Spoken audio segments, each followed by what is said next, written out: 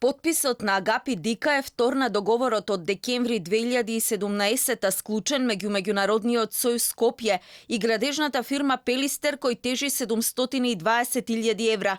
Дика денеска беше во обвинителството за гонење организиран криминал.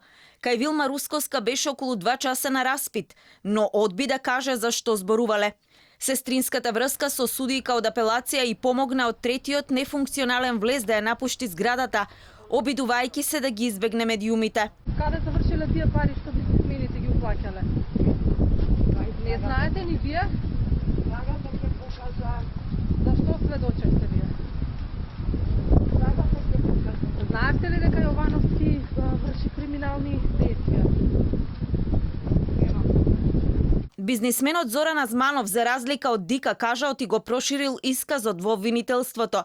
Тврди дека Боки 13 преку телевизијата 1 ТВ го уценувал и му се заканувал со документи кои Бојан Јовановски ги добил од истражни органи. Од каде мислите дека му беа тие материјали на Бојан Јовановски?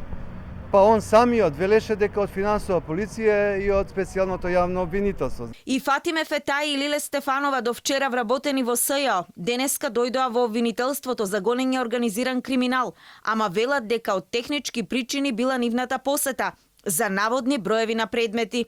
Во обвинителството се задржаа околу неполн час. Фетај денеска не беше во форма во нејзин познат стил да застане пред камерите. Некој нов предмет вие?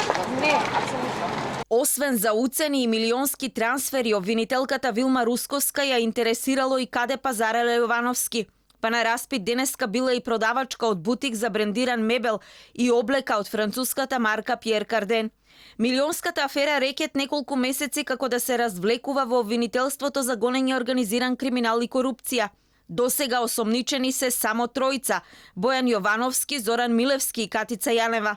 Шпекулации и врски во јавноста на големо кружат за вмешаности на политичари, но барем засега се сведува на троседот на Јанева и Луј Витонот тежок 1,5 милиони евра.